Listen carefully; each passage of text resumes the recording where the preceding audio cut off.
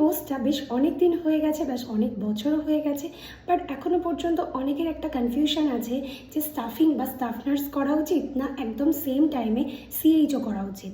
তো এই রিলেটেড কয়েকটা ডাউট তোমাদের আজকে ক্লিয়ার করবো, তো ভিডিওটা এন্ড পর্যন্ত দেখার অনুরোধ রইল। প্রথমেই আসি স্টাফ নার্স রিলেটেড কোয়ারিতে। আমরা যারা ট্রেনিং প্রাপ্ত নার্সিংয়ের, যেমন বিএসসি অথবা জিএনএম, তারা সবাই জানি যে স্টাফ নার্সে অ্যাকচুয়ালি কী করতে হয়, কারণ স্টুডেন্ট পিরিয়ডে আমরা সবাই এক্সপিরিয়েন্স করি। তো সেটা আর আলাদা করে বলার কিছু নেই, শুধু শিফটিংয়ের চেঞ্জ, যেমন মর্নিং, ইভিনিং অ্যান্ড নাইট। তো এই হচ্ছে স্টাফ নার্স। আর কী কী কাজের সাথে আমরা যুক্ত থাকবো সেটা তো আমরা জানি। শুধুমাত্র স্টুডেন্ট পিরিয়ডে আমরা পুরোপুরি ফুললি দায়িত্ব নিয়ে কাজ করতাম না, বাট স্টাফিংয়ে ফুললি রেসপন্সিবিলিটি নিয়ে কাজ করতে হবে। এবারে আসি সিএইচওতে। জেনারেলি সিএইচও একটা ফিক্সড ডিউটি আওয়ার্স এবং ডিউটি শিডিউলের মধ্যে আমরা থাকি, যেমন ধরো 10টা টু 4টে বা 9টা টু 3টে। তো এই আওয়ারটাই হয়। এছাড়াও আমাদের কয়েকটা এক্সট্রা ডিউটি করতে হয়, যেমন ধরো দুয়ারে সরকার এতদিন ধরে আমরা করেছি, বা ছোটোখাটো কোনো ক্যাম্প বা নতুন প্রোগ্রাম লঞ্চ হলে সেগুলো আমাদেরকে করতে হয়।